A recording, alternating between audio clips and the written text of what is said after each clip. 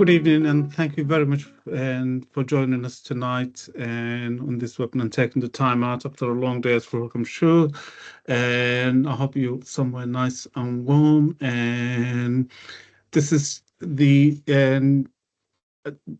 second event tonight. So we've run this session earlier today, and my name is Ali Ahmed, and I'm the chair of Race of the Agenda, and I'll just be doing a quick introduction and housekeeping before I hand you over to our wonderful team. And while Michaela will be really doing the primary facilitation, others will also speak, including our CEO who just started this morning. And so without further ado, I'll start this work for us, and it's really crucial and important, not only because it's about achieving justice and racial justice and equality for our communities, but because the impact that discrimination has on people, the trauma it causes, the physical harm, the disconnection it causes, and the lack of proper support for people who are harmed by this overt and direct and indirect racism, and that has had deep and kind of root throughout centuries. And although we are at a time where we talk about human rights and justice and have all these wonderful legislation, we know through first-hand lived experience and direct research evidence that not only does racism exist in housing, but it's quite endemic, and it's really, really harmful for our people. And so thank you very much for joining this project, which we just started today in terms of connecting with the wider community and community organizations. It's called Brick by Brick, and as I said, it will be centering race discrimination within housing setting. And this is one of our priority policy areas, and our approach has always been and will be within this program a collaborative approach that centers the lived experience of our people through an intersectional lens, ensuring that anti-racism principles are instilled within housing provision, policy, and practice. And tonight, and we will discuss various issues and highlight the project timeline, etc. And we will also just let you know how you can actually take part and help us shape, whether through formally joining the steering group and that we'll be calling out for this evening, or some other how collaborating with us to achieve justice in this space. And in terms of running order, in a minute, I'll be handing over to our brand new CEO, Matthew Johnson, and followed by our guest speaker, Paris Williams, who's a housing and community organizer, and who will share with her perspective and her experience of lived experience, and also how she has been sounding the alarm. We will have a short comfort break, and when we come back, we'll explore solutions and community-led solutions to this issue. And at that point, you'll get an update of the project and where we're heading with it, and Michaela will be taking over on that at that point. At the end of the session, we'll also let you know how you'll get information from the webinar and beyond. I'm going to hand you over to our new CEO, Matthew Johnson. Matthew is known in the race equality sector and has been working for quite a while. And in the space, he's a policy and research, and both, if you like, he really has a deep understanding of not just research and policy, but also the volunteer sector setting, Black-led volunteer sector in particular. He's known for his exceptional leadership, and he inspires his teams and excel and fosters innovation, empowering organizations to thrive in a dynamic environment, always centering anti-racism principles. Matthew, over to you. Good evening, everyone. It's a privilege to be with you here today. I've almost been in post almost a full day full day now, and it's fantastic to really talk about such a prominent and important issue such as housing and the housing crisis as well. As we know, the housing crisis is deeply persistent, and it is also racialized. Um, Over the past few months, in my previous role as head of research at Runnymede Trust, I went around the country speaking with communities in Nottingham, in Manchester, in different communities in London, conducting various forms of research. And the same message was coming out. Housing is such a prominent issue for us. It's a prominent issue in terms of causing, from a mental health perspective, from a physical health perspective. We are really at crisis levels, and this is really an urgent issue, and an issue that will require us all. Essentially, it's too big for just one organization. It's too big for just one person. I mean, it will take a collaborative, cohesive, unified effort to really address this, because this is cultural. These are cultural understandings of what housing is, and and and and and that discourse needs to be changed. It's also political, and there are also regulatory reforms that definitely need to happen. So it is a real privilege to join with you in this mission, and to work with you. And thank you all for being with us today. And Michaela will take you through this fantastic webinar. We had a really fantastic discussion this morning, and I'm sure we're going to have another one this evening too. Thank you very much. Amazing. Thank you, Ali and Matt, for kind of setting the scene and giving a bit of a sneak peek, what people can expect during the rest of our session. I'm delighted to introduce our guest speaker, Paris Williams, who has been sounding the alarm on racism in housing. And just to give you some background on Paris. So Paris by day is a policy and public affairs professional specializing in criminal justice. But by evenings and weekends and in the holidays, Paris is a housing community organizer fighting to change the deeply corrupt housing system. Paris has sounded the alarms on numerous issues within housing, such as racism, whilst trying to rent privately and having challenges accessing accommodation from various local council and environmental health teams. More recently, her efforts have moved to fighting leaseholder injustices. But it doesn't stop there. Paris has been featured in Sky News documentaries, ITV pieces, and currently sits on the New Economics Foundation Regranting panel, which aims to redistribute monies to smaller grassroots organisations who are fighting housing injustice.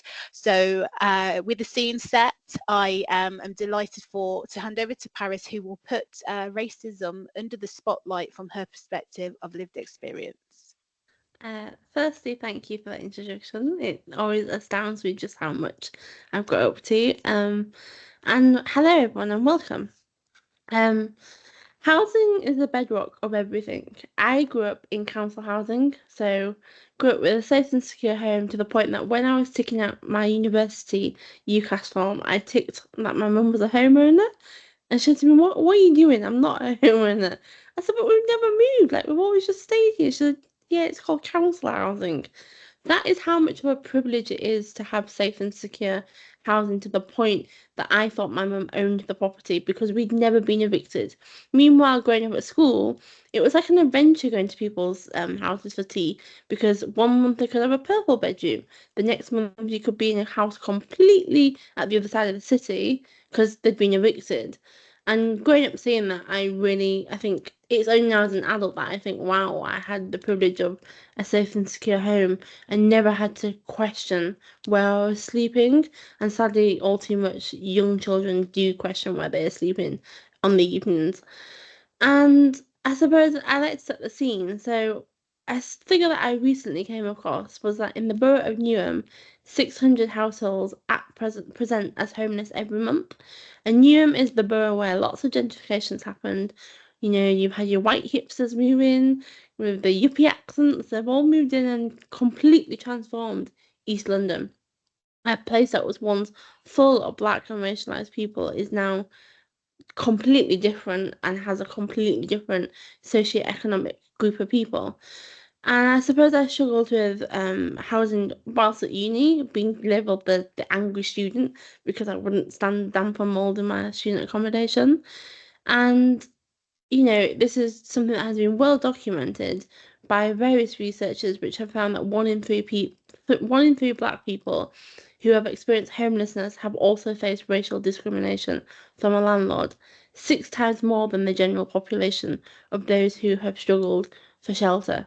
And 85% of those from minority ethnic backgrounds have urged for an inquiry to take place into delivering why there's such institutional racism in the housing sector. And I always say housing is not a commodity. Housing is a basic human right. But for far too long in the UK, housing has been used as a vehicle to accumulate more wealth, and with all capitalism, race is inherent to the system running. Racial capitalism thrives off the back of housing injustice. It's a crisis and it cannot go unnoticed.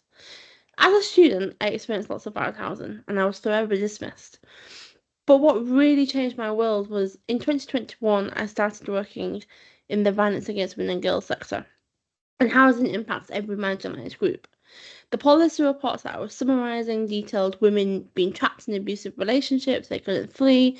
I was meeting like people that work with these women and saying, you know, we've had social workers come and complain that the fridge isn't full because they've been displaced in housing that far away from the local Afro-Caribbean supermarket. And then they get complaints from the social worker, oh, why isn't your fridge stocked up? Well, you've displaced someone to a completely new area where they just can't meet their needs. And then I was coming across women that were saying, you know, my husband's on the tenancy agreement, so I can't just leave, and he's ruined my credit, so private landlords won't accept me. But then at the same time as this is all going on, I didn't realise just how much gender violence was impacting my own lived experience of housing. At the time, I was living in a rented property in a HMO, and I turned to multiple agencies because I was just continually facing gender violence or racism within my own home. I was completely dismissed.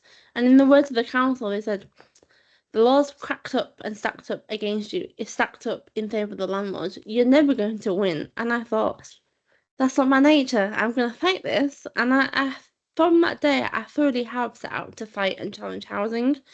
I began searching for new accommodation because I quite simply couldn't take it anymore, living in such a violent and chaotic household. It just wasn't fair to me. And here lies the problem I encountered. Landlords wouldn't respond in spare room. Likewise, people said, oh, post on all the Facebook groups, gals who rent their mate's place and all these different communities where you can find a place to sleep or rent. And it just didn't go in my favour. I was frequently asked about my degree, even what job I had. Did I go to Redbrook University, which is a Russell Group university? Why did I go into my job? Why did I do that degree? The endless questioning of who was I and why would I do what I do, or where was my background from? It was exhausting to have to prove myself. But there lies the problem, because the white girls in these groups who were slim, blonde-haired, blue-eyed, didn't face this. They got thousands of likes, and that was quite soul-crushing to thoroughly and continuously post and put your face in these Facebook groups with a smiley face and all these positive pictures, yet I did not get a single like or love heart or whatever reaction. But the girl that looked like Cindy Crawford or Kate Moss, she got everything. It just seemed that her world was limitless and mine was capped. And at the same time as when I did eventually get through to a landlord, so sometimes a landlord would say, yeah, you can come and view the property. I'd get through, I'd bid, I'd do the bidding 6 months and all that jazz. But then I would get my passport scrutinised under daylight, lamps, sunlight, any light. My passport has been scrutinised under, because in the landlord's words, I can't be British. And to that, I used to say, but why can't I be British? I'm a northerner. I've got a very strong northern accent. I consider myself to be more northern than British, but why can't I be British? And they'd say, oh, well, you know, and I'd say, it's because I'm black, isn't it? And they'd go, mm. And it'd just be blank face. And it became just so dehumanizing to have every little aspect of me critiqued or scrutinized, to the point that sometimes I used to think, you don't even scrutinize a Louis Vuitton bag on the tube and work out if it's fake or real like this. But here I was, my body being scrutinized just simply for existing. And that's when I started to think there's something more happening here. And I started to speak to other black people. We all had the same experiences of all these microaggressions of what food do you cook? Why do you cook that food? Is your food smelly? That you can't live here because your food's going to be smelly. All these questions, I started to think this is because I'm black, why I can't just rent a place. All I'm asking for is a safe place to sleep. I'm not asking for a palace, just a safe place to sleep. And with that, I thought, what can I do to challenge it? And I decided to set up a separate account on Spare Room. Her name, Tilly Smith, blonde hair, blue-eyed, and more than like enough to rival the likes of Kate Moss or Cindy Crawford. I would send the same message from my own account and tweet the name and stuff from the Tilly's account. The fake account got triple the response, whereas me, just automatic replies. My own experience inspired Generation Rent to conduct research using AI profiles. And Generation Rent's research has revealed that white people are 36% more likely to receive a positive response when applying to rent on Spare Room than black people. Additionally, profiles where the user appears to be white are also 17% more likely than black profiles to receive any response at all in a UK-wide research project analysing over 200 properties. That's quite astounding. And it was a real moment for me where I recognised you're not going mad, because that's the beauty of racism. It makes you feel like you're going mad.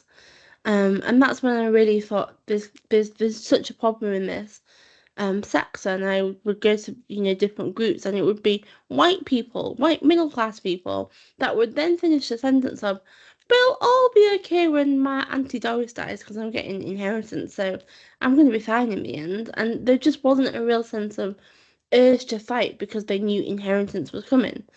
And that's not me. I don't have bank of mum and dad. So the impact of systemic racism cannot be underestimated in housing. The misogyny I have faced and many other black and racialized people face in advocating for our rights is dehumanizing, and it's like a full-time job, to the point that I found out that the place I was renting was in a scheme called Rent to Rent, which is where my landlord rents off another landlord, and so on. And I had to do that work because the council wasn't going to do it for me. Councils are under-resourced and just cannot inspect every place and follow up with everything. And the real pivotal moment where I really felt like someone was listening to me was in 2022. A therapist I was working with due to work-related stress, she said to me, have you ever heard of the Maslow hierarchy of needs? I said, no, what's the Maslow hierarchy of needs? She said, it's a psychological theory which puts all your different needs up different base levels to live at the top of the pyramid a thriving life. And housing is one of the core pillars. She said, you don't have housing met, so you're operating from survival mode. Every decision I was making was fight or flight. I wasn't able to make decisions I wanted to because I was purely doing it to survive and get through another day. I used to sleep with a door alarm under my door. I had a camera on my door because I genuinely feared for my life in the housing that I was in.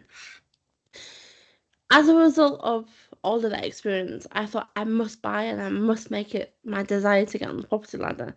And I saved and saved. And fast forward to 2025, and I've just bought my first property in Woolwich. It's an ex-council flat. So again, I have issues with that, because why am I buying an ex-council flat? That just shouldn't be happening. Social housing is being decimated due to a right to buy.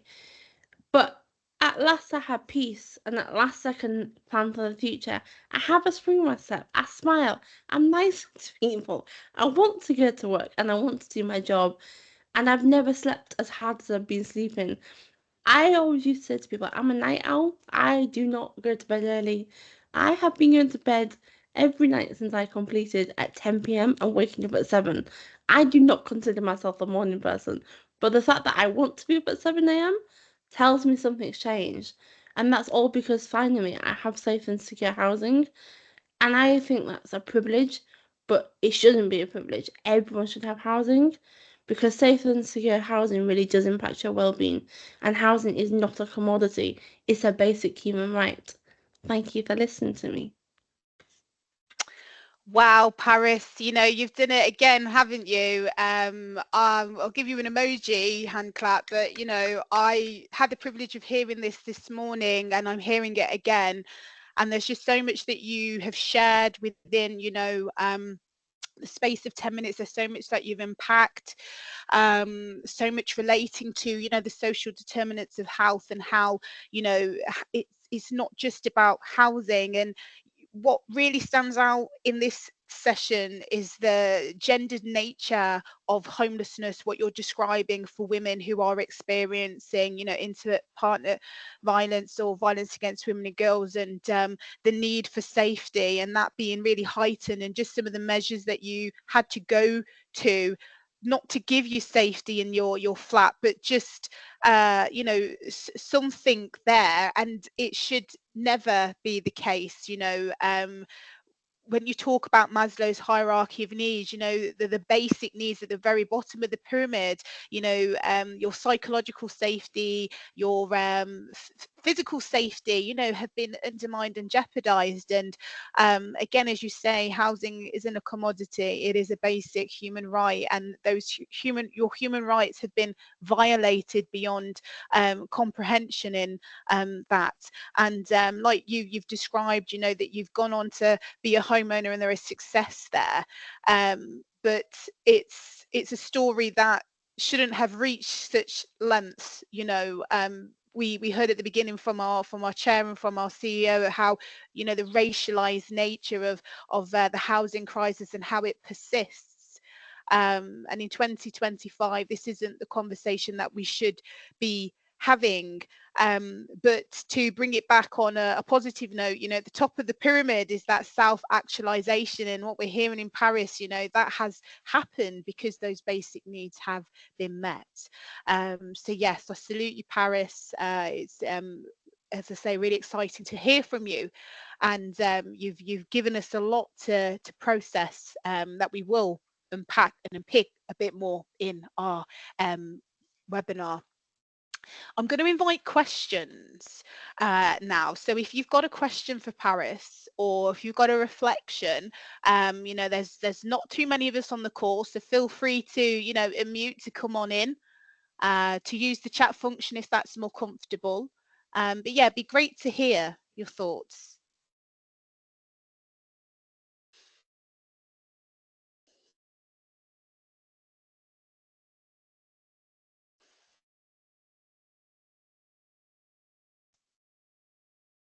Oh, I Not really hate those long silences when nobody wants to speak. And then I feel obliged to jump in with my 2 feet and speak. So first of all, thank you very much for inviting me to be here. And also thank you, Paris, for sharing so candidly your journey. And it reminded me a lot about my own journey, actually. And yeah, and other women that I know. So my name's Palmer Black, and I am the founder and CEO of Soul Purpose 360.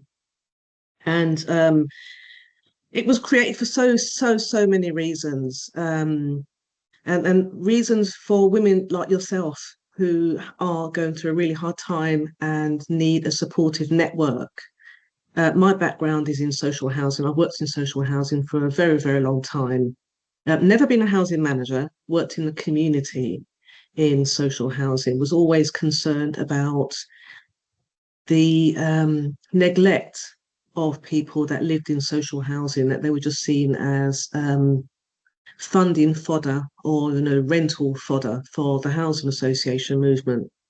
And I've always been motivated to try and do what I can around a range of socio-economic issues, whether that be around domestic violence and social behaviour, health, education, the whole works. Soul Purpose 360 was set up on the basis of a hypothesis, actually, and the hypothesis was that the difference between people living favourable lives and those that aren't has a lot to do with mindset. Because working in social housing, what I could see was people, particularly Black women, who had more or less given up on any kind of hope of a change in their life, and just felt that, you know, their lot that they were given was it really. And people in my own family had that kind of mindset, and really wanting to try to do stuff to help our communities to advance. But what I came up against in the social housing sector was obstacles within the organisation, from managers within the organisation. So I'll give you a quick story, and I've written about this. I don't know if you've seen this article, Michaela, in Inside Housing. So I was a community regeneration manager in a G15 housing association, and one day the manager came into the meeting and announced that she had £10,000 and she wanted to spend it on a particular estate for Black single mums. And that alarmed me, first of all, because that's not how you decide how funding should be apportioned. And she asked the team to go around, and everyone was to come up with an idea. They were to justify their idea for how this money could be spent. And I sat there and listened to my colleagues come up with the most condescending, humiliating project ideas for Black single mums. Things like basic literacy and numeracy, things like cooking on a budget, things like parenting skills. And for every single topic they suggested, they went on to justify it by making very random sweeping statements about how terrible life is for Black single mums. They don't have any education, they don't have any prospects, they're terrible parents, they don't know how to cook or how to look after their children. It was just going on and on and on. And then they came round to me, and I asked my team, I asked the staff that I managed if that's what they thought of me. And they reeled and said, no, no. And I said, well, I'm a Black single mum.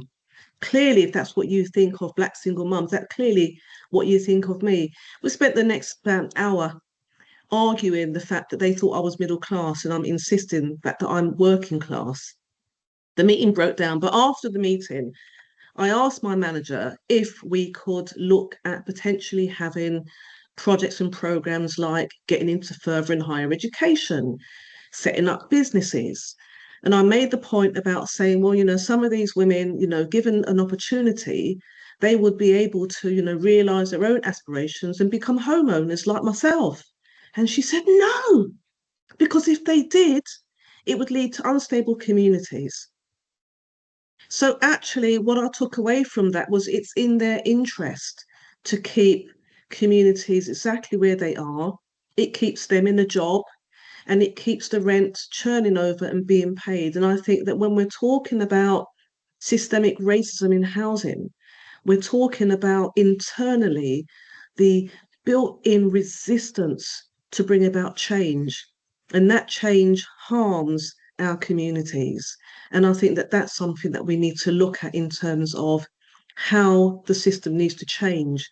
After the Grenfell fire, Baroness Hackett wrote about there needs to be a culture change in the industry, in the sector, in order to bring about change. And that was a really powerful statement, but it's gone nowhere. So for me, there is something about how do we change the culture of social housing that enables social mobility to be a real thing for Black minority ethnic communities. Thank you. Thank you so much, Palmer. I think you know, you highlight a really crucial part of the solution, as you say, that internal systemic, you know, often covert, you know, through like allocation policies, and you know that's persisted. And again, this is why this project is very much about centering lived experience to bring in perspectives that otherwise we don't hear in research, in knowing how we can tackle and address you know, and dismantle and disrupt the, you know, racism that exists within housing. So I really appreciate your comment. And yeah, Paris, have you got a comeback on that?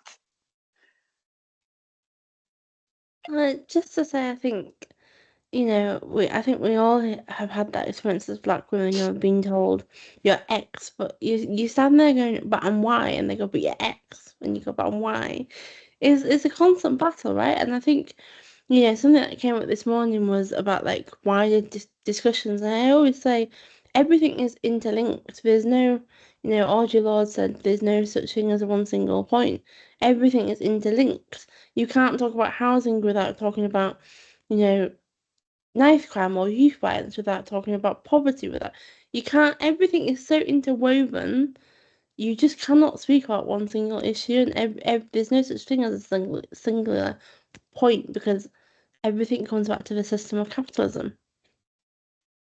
It does indeed. And I love that you brought and centered in some Audre Lorde. Like, come on, absolutely. Yeah, that's where intersectionality is crucial, and not the one that's the diluted intersectionality, the one that's rooted, in Black feminism, to how systems interlink with their systems of oppression. Anne, I know you've been patiently waiting, and appreciate that. Would you like to come in and join the conversation? Yeah, thanks, and thank you for having me. Paris, thank you for sharing. That was very impactful, yet completely harrowing. To sort of hear what many service users that I've worked with in my professional practice have also sadly endured. I think this intersection particularly interests me because I work in the VOG sector as well. But I was really keen, and I suppose this is something that will be discussed further later on tonight, of what community-led solutions have looked like for you. I know that there's been a lot of criticisms, I suppose, about the way that charities and certain institutions sort of approach and deal with housing, for example, but also with other matters where community isn't centered and community doesn't lead. And I sort of just wanted to understand what your experience of community-led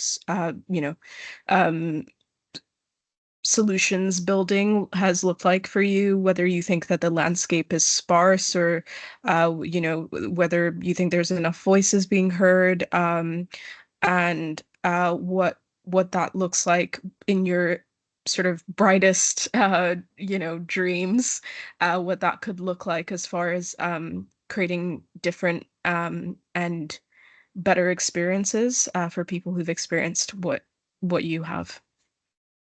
Yeah, no, that's a really brilliant question, and I think as I'm Northern, I grew up hearing Margaret Thatcher, the milk smasher. I said this morning, but they were like the words that I always heard growing up was Margaret Thatcher took my milk. And it's funny actually, because I saw the MP that built, he was like an advocate under New Labour for building my primary school. And because I knew that he was Labour, I don't know, a conversation must have taken place at home, because I was one of the kids that got to meet him. And when I saw him in Parliament recently, he was like, I remember you because you said to me, are you going to give us back the milk that Margaret Thatcher took? And I think that really speaks to the environment that I've grown up in, and realizing how neoliberalism has completely made everything so individual, and people don't want to fight anymore. And this adheres to white people and people of color or racialized people. We are so individualistic that we think we can put all our problems and one person can solve the solution, and it's not a one person led revolution. No singular person has ever led a revolution.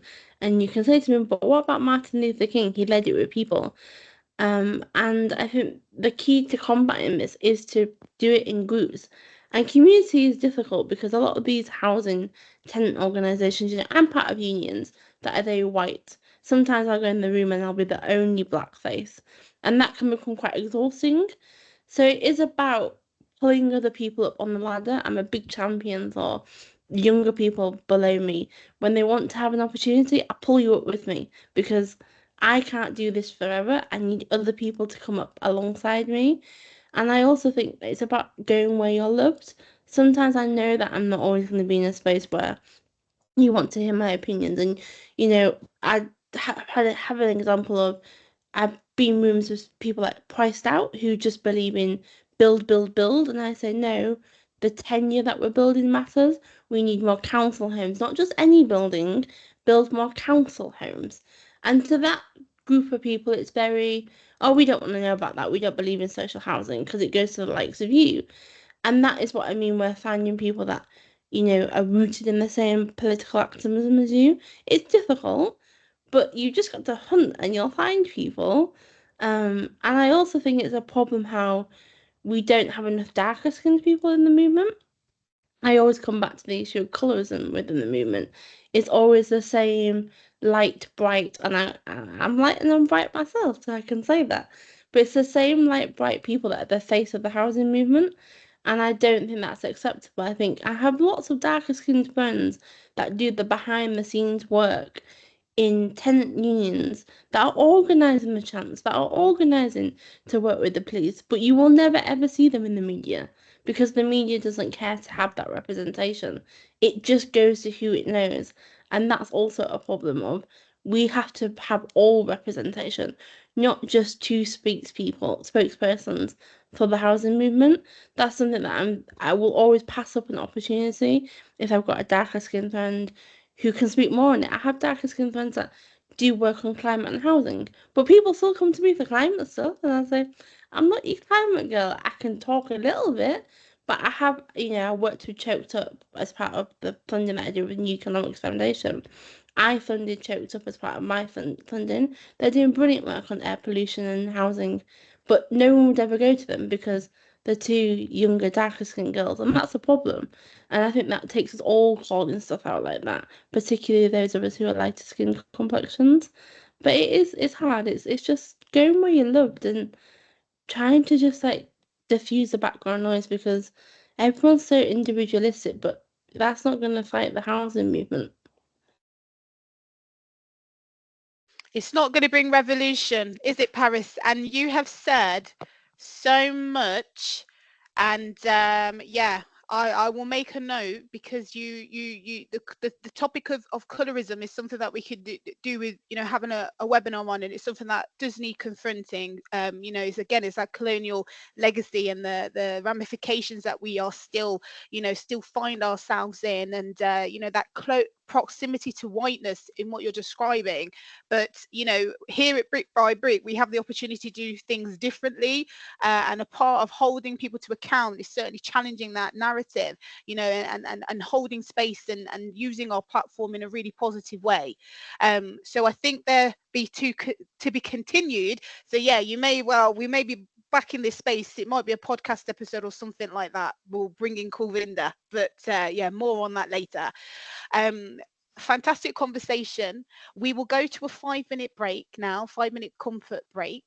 If there are any other questions or reflections for Paris, feel free to put them in the chat. We can pick them up at another time or place. But yeah, please get a 5-minute comfort break, and we'll come back and unpick some more things on the topic of housing and racial justice.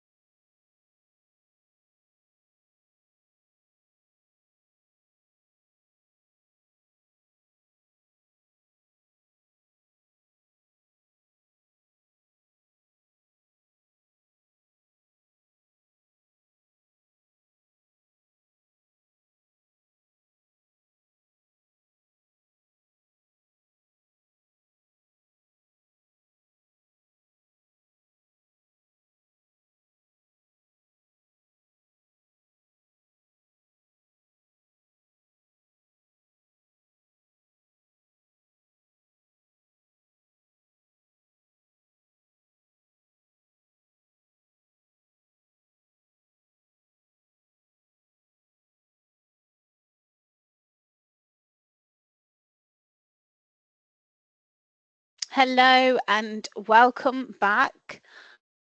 I hope that you were able to, take 5 minutes to just kind of catch up and kind of decompress from a busy day. In this next part of our webinar, we're going to be, talking about, the impact of systemic racism and what some solutions might look like from a community-led perspective. And we've got some activities to help us do that.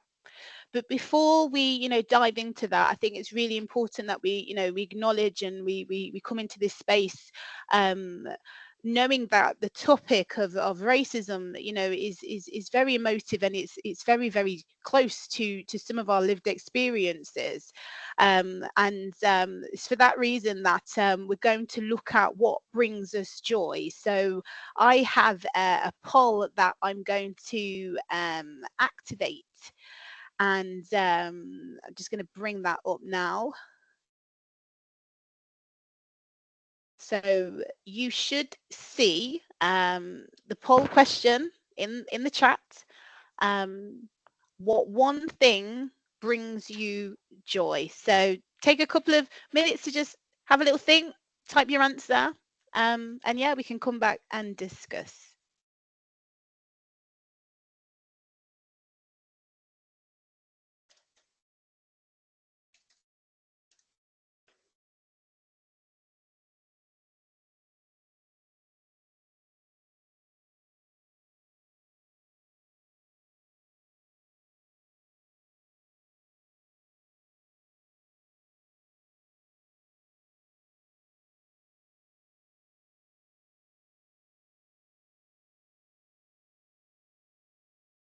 Okay, thank you for those that have had a chance to type something.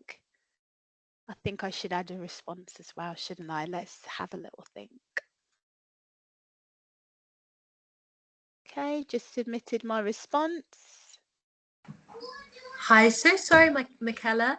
I have an old version of Teams and I can't access my chat or the video, but if you could read out stuff, that would be super helpful. Thank you so much. Absolutely, yes, of course, Sarah. Thanks for flagging that. So the poll question is, what one thing brings you joy? I'm just trying to think what might be a solution for you, not trying to make things difficult. I know you've got my email address. If there's anything that you want to contribute, feel free to drop me an email. I can keep an eye open for that.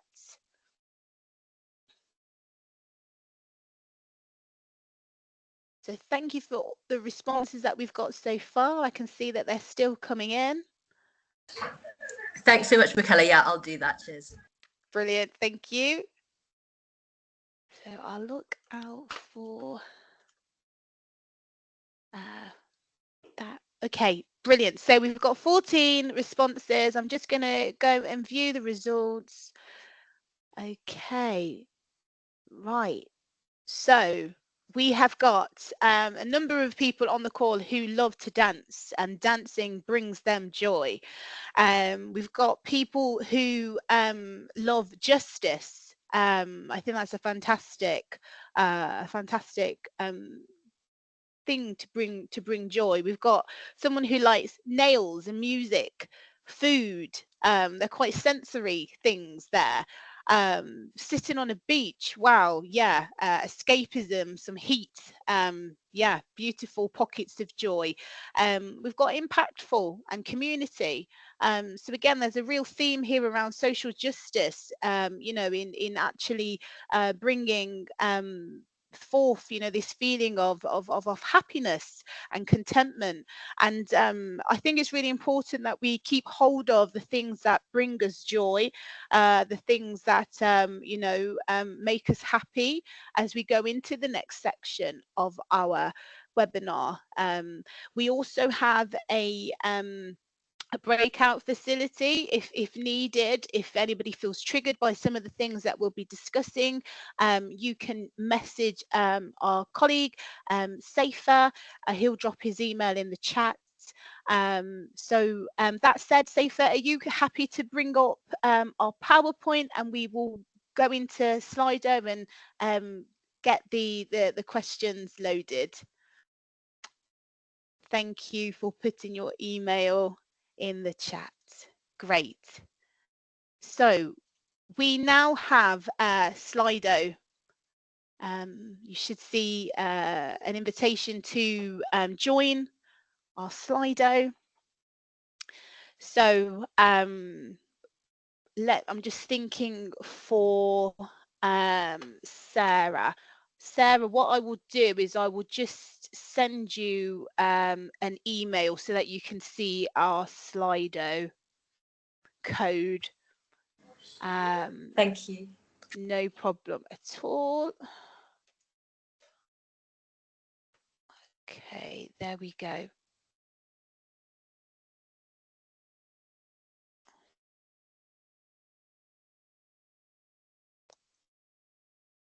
So our first Slido question is, how does being from a Black and global majority background impact your access to secure housing?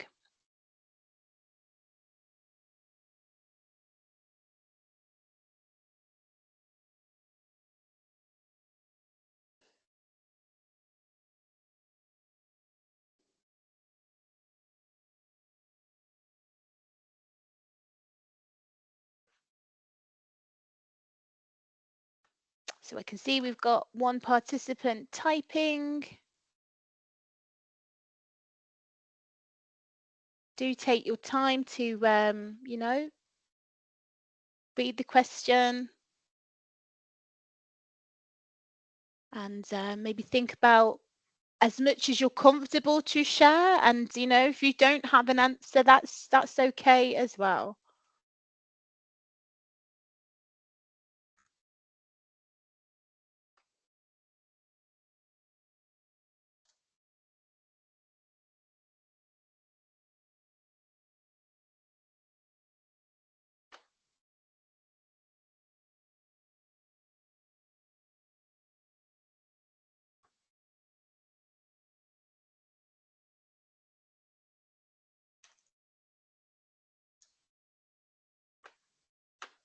So what we will move on to do is we will look at what some of your responses are.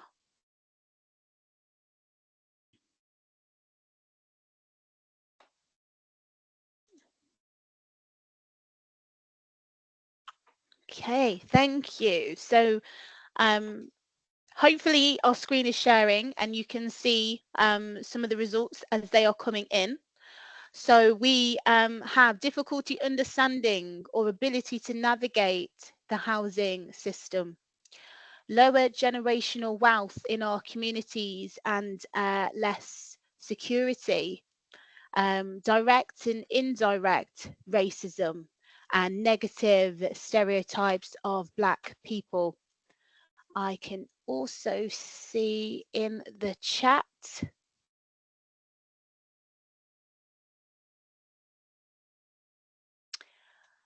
we've got some suggestions from Hussein on homelessness assistance, and we've got emergency shelter grants and homeless prevention programs, private charitable foundations like the Charitable Trust, and community-based initiatives. So that's a really helpful perspective as well. Thank you, Hussein. So some of the other answers to the question in Slido, we've got, you know, the risk of homelessness, the negative perspectives of Black people being perceived as helpless and lower class. We've got some lived experience being shared from the point of, you know, a professional for the charity that they work at, immigration issues, and especially where women are, you know, victim of domestic abuse, and you know, if they have to leave their British national husband. The impact on children's life chances, absolutely. Some of you may be familiar and may have seen in a report from the APGG on temporary housing. They released some shocking figures on the number of child mortality deaths in temporary accommodation. And yeah, there just aren't words when we bring in, you know, life chances and that juxtaposition of how racialized housing is, that yeah, lives are being lost. That's the depths and crisis that we find ourselves in. We've also got lack of cultural appropriate services, increased risk of becoming victims of domestic violence.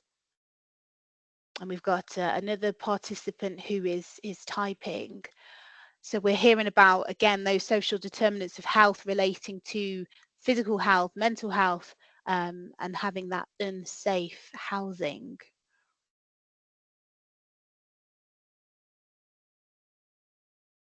And there is, you know, a lot of similarities in some of the themes that came out of our webinar this morning. We did the same activity. One of the outputs from the webinar will be to kind of cross-reference and to see, you know, what thematic responses, you know, we can identify. So we will share that with you also. The lack of choice about where, you know, you live and the lack of access to social mobility, hostile frontline housing staff and estate agents. That really echoes and illuminates what Paris was talking about through her experience in the, you know, trying to secure private rental accommodation. And then ultimately, you know, we're hearing about the impact that this would have on the ability to, you know, hold down secure employment. And yeah, just thinking back to, you know, Maslow's hierarchy of needs, how can you become, you know, self-actualizing? Needs are, you know, constantly being undermined, and yeah, there is no stability there. We're also hearing about, you know, the neglecting the diversity of arrangements with within many minoritized communities. And that's really got me thinking about some research that I did with Paris. In fact, we did some roundtables with women experiencing homelessness and violence against women and girls. And there was a mom who had been displaced, and she was, in her words, having to buy food that was haram because she couldn't get food, culturally appropriate food. And she said, you know, when I have to go, I have to go. So even though it's haram, you know, I have to eat it. And for me, I just felt that that was a complete conflict of her identity, her cultural beliefs, and she should not be put in a position. But again, it's such a racialized issue that we find ourselves facing. Those nuances are kind of lost in translation. It's not a nice to have, but it's, you know, a fundamental, it should be a right. Again, we're hearing about, you know, inability to hold down employment and no access to credit to get on the property ladder. There's some really rich answers that are being shared here, and you know, really appreciate the insights that we have. We have another question which we would like to activate. I can see that one person is typing, so we will give you a chance to respond.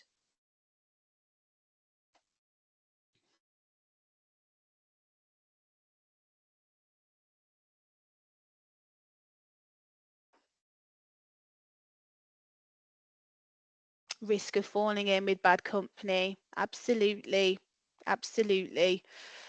We will activate our second poll question. If we can move along. Thank you so much, Safa, for navigating Slido for us. So our second question is, you know, asking you to think about, you know, what are the key causes of housing insecurity for Black and global majority communities in London?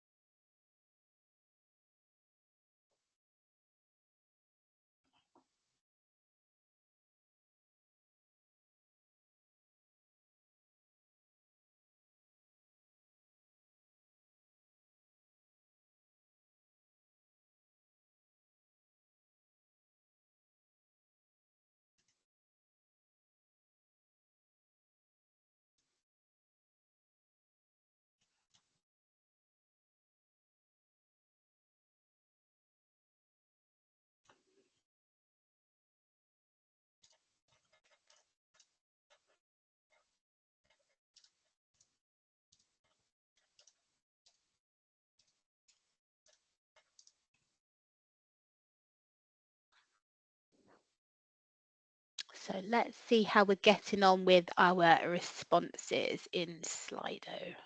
So thank you. We can see lots of responses coming through, lots of different themes.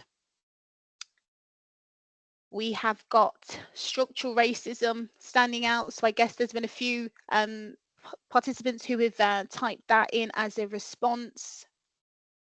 We've got hostility, entrenched systemic racism within housing organisations, entrenched inequality. We're also seeing ethnicity, migrants, BAME, refugees.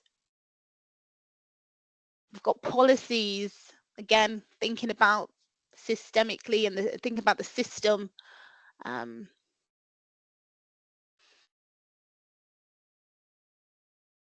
We've got low income, again, that links back to the themes that were coming out around, social mobility and, being from a generation that, from an intergenerational perspective, at least, wealth not being something that we've been able to accumulate when we look back at, how housing inequalities have persisted, it's even before Windrush generation. Yes, we've continue to face lots of challenges in feeling disenfranchised and being displaced, and how that juxtaposes with elitism and the developers who do see housing as a commodity. We've got we've got working class there as some of the kind of key causes. So again, very rich perspectives that you're sharing and contributing. I can see that we've got one participant typing, two participants typing, in fact. Okay, let's see what responses we've got. Injustices, again, political. It is all very political. We will move on. I can just see we've got a couple more responses coming through, but hopefully you can go back to the Slido poll. We will keep the poll open, so just assurances for anyone who hasn't been able to complete it. We'll move on to our last question. Thank you so much, Safer. And this is really thinking, from a community perspective, how can we address housing insecurity for Black and global majority communities in London? And to appreciate we may have some people on the call from outside of London, and that's absolutely okay to share those insights with us as well.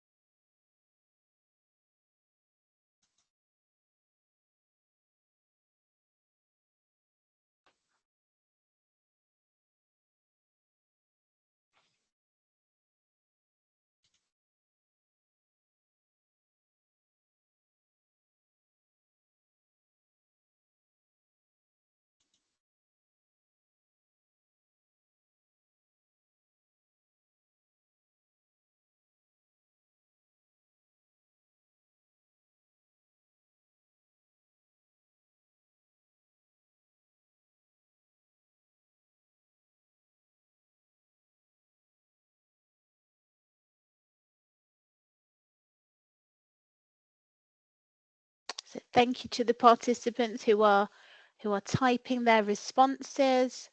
Really look forward to hearing your thoughts on what solutions might look like.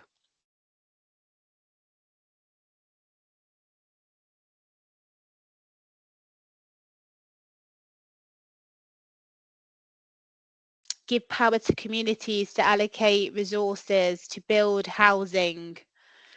We've got, funding to address need, to bring back Black-led social housing. And there are quite a few initiatives and examples of good practice happening around the country. We are hearing about, the political will to work together with businesses and community to develop responsibly. And again, investment really linking into that injection of funding.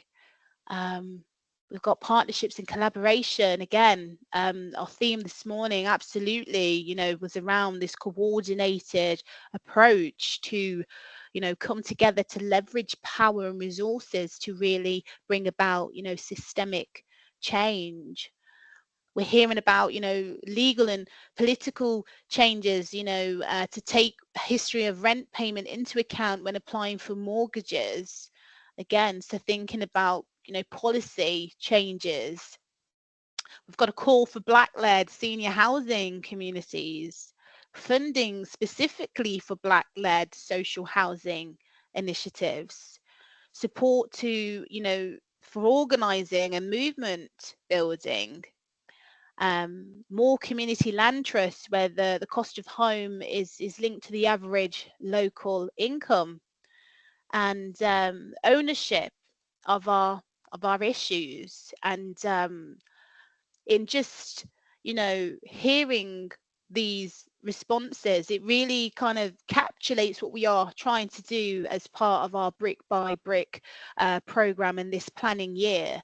And yeah, it's super helpful to hear from the community in terms of what community wants to see, what change the community wants to see, and what we can use to lobby at a political and community level to bring about these changes. So I really thank you for those contributions.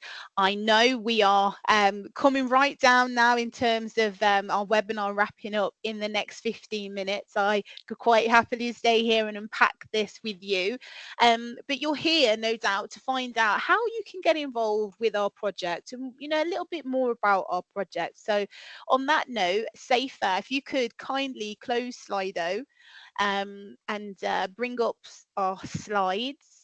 I'll kick off. We've kind of just given a really high level overview of our project.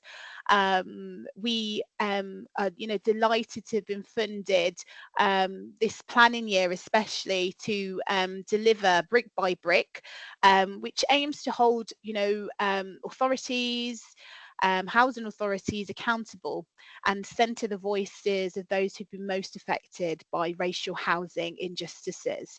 And one of the ways that we're going to do that is by amplifying the voice of lived experience through community-led research. And cultural consciousness is going to be fundamental in the way that we expose inequities and challenge discriminatory practices to push for greater fairness. So although we've been funded for a year, we are seeking continuation funding. This is one of our strategic policy areas, and we're very committed to pursuing a larger piece of work to co-create with community a capacity building program which is rooted in community-led research. This piece of work, as I've mentioned, is one of ROTA's policy strategic priorities, but it also sits alongside our flagship RCRP, which is our ROTA Community Research Partnership. And it's led by our amazing team who are on the call, Taranjit and Kulvinder. So I'd just like to shout out to you. We heard earlier a little bit of Audre Lorde from Paris, but I'm back again with a little extract. We're reminded that without community there can be no liberation, and it's really appropriate on that note then to share our call to action. So we're calling on all of the actors within the housing system to join our movement. The first brick in laying foundations for racial justice in housing is the formation of an advisory group. And this is about abiding by our principle at ROTA, nothing about us without us. And we are inviting experts by experience, sector stakeholders and academics to submit an expression of interest to collaborate with us. So you might be wondering, what does this mean for me if I want to sign up? Well, we are looking for a majority lived experience advisory group. We want you to come on board to really support in holding to account the system. We want you to really inform and to develop what this planning year looks like and what future years will look like, to ensure that, again, what we're doing is part of the solution, is centering what community needs. And it really goes back to the Slido activity in having ownership over the issue. That's something that we are not here to dictate the solution. We want to again amplify voices. So in how we've heard from Paris, we've heard from Palmer, there are real stories, real people, real lives that have been impacted. And there is really power in that, and leveraging that again in a really culturally conscious way. So some of the key details really important to share. We will be taking expressions of interest now. They are open. The deadline for completing is on the 20th of February. We are aiming to notify advisory group members and people who have applied the outcome by the 27th of Feb, and we will be looking to meet in March with a schedule.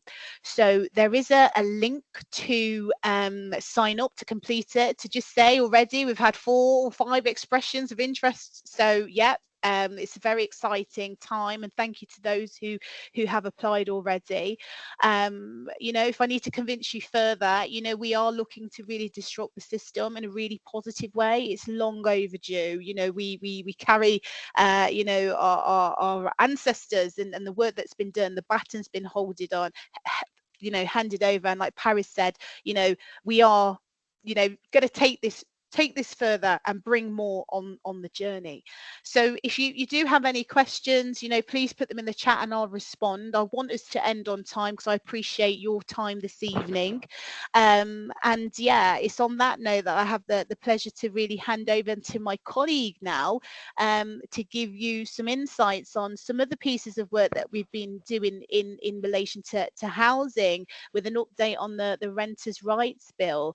So Eleanor Stokes is a research associate at ROTA. She is a social scientist specialising in research methods and education policy, and her work here at ROTA addresses inequalities and discrimination in the UK education and higher education systems.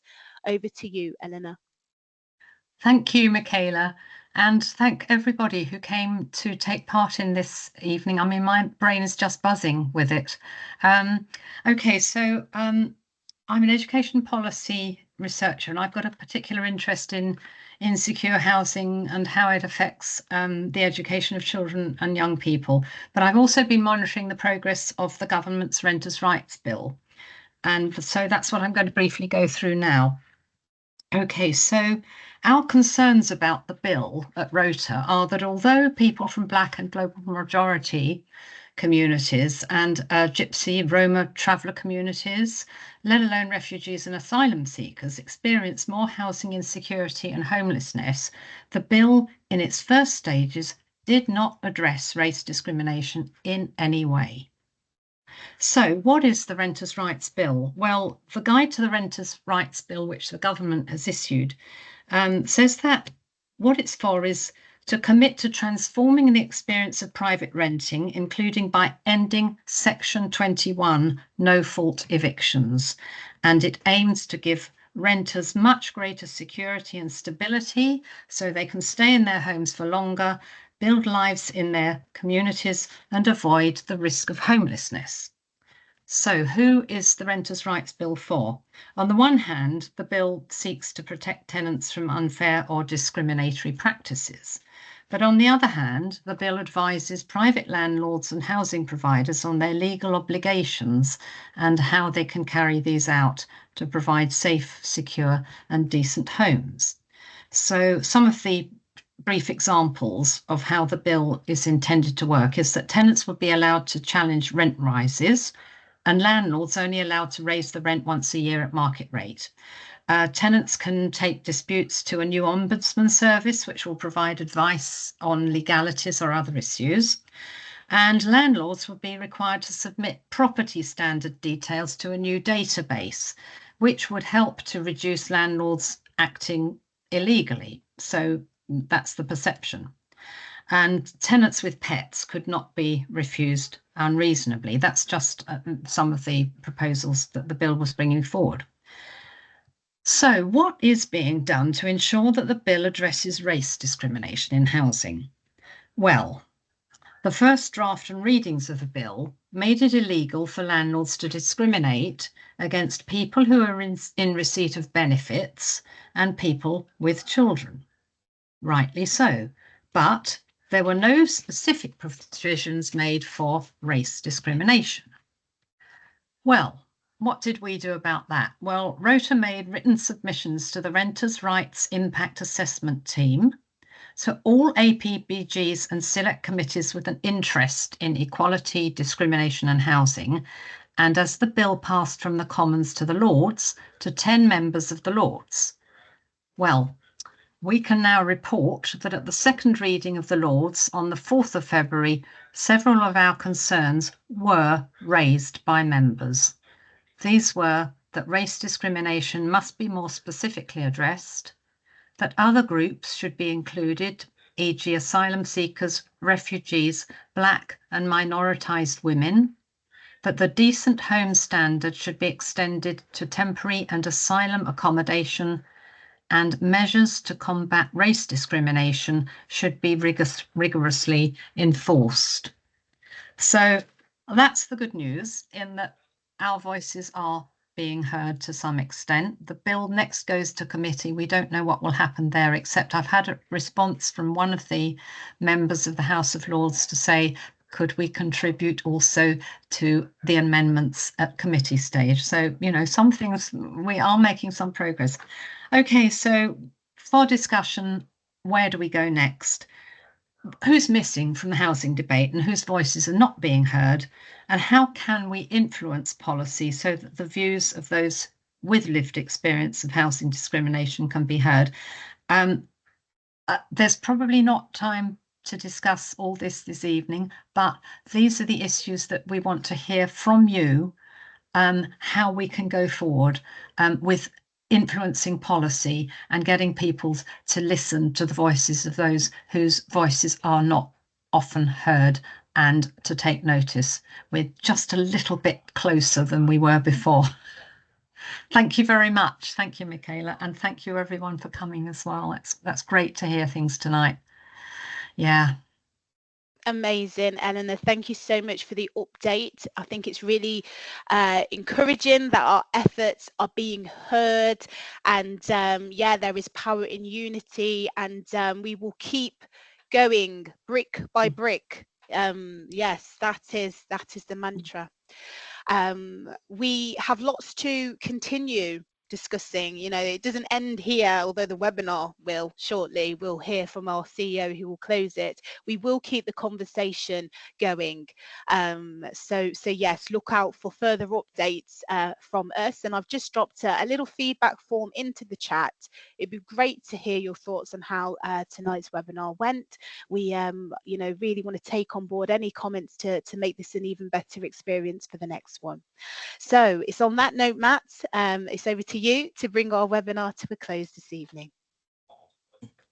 Thank you, Michaela, and thank you everyone for being with us this evening. It was a really powerful discussion. There's many kind of reflections that are really in my head right now, and I mean, one thing that struck me, and I think when Palmer, you mentioned it, is that there can often be almost like an overly deficit kind of narrative, and we know that there are problems, but actually There is also power within the communities that we have. There's power as us as organizations, as people, as well, to address the challenges that we have heard today as well. But we also have real power in the face of the challenges that are there as well. And there are some longer term challenges. For example, the wealth inequality at a household level between white and say Black African households is about £300,000, about £300,000 difference there. So that's a longer term challenge. That's not something that happens overnight, but there are some kind of shorter term opportunities. So, for example, as Eleanor mentioned, in terms of the the rent reform bill that's gone through Parliament, and a lack of actual racial discrimination impact within that legislation. That's legislation that is going through right now, and there are real kind of policy wins. I think if we collectively work together, if we join the advisory group, if we strategize, that we can influence in the short term here and now. So I think influencing, the short term agenda, but also keeping our fingers on the pulse around those structural, longer term agendas is going to be really critical as we move forward too.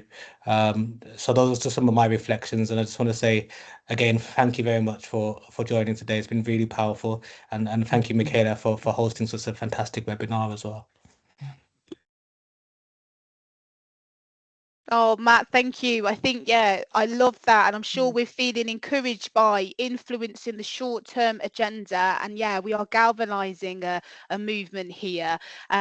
Palmer has put a notification in the chat. She's got an event coming up. So yeah, please take note. We'll also share that in our newsletter that we have going out. Any words from our chair, Ali, before we've got a minute left? Just wanted to say thank you very much for joining us. Really appreciate your support. And in terms of feedback, even if you don't join the steering group, there will be quite a lot of information loop both on the website, and we'll be sharing stuff through the newsletter and social media assets. Please spread the word and join the movement. Thank you.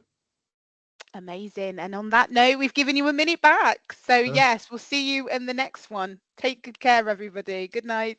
Thank you. Thank you. Thank you, everyone. Thanks. Bye.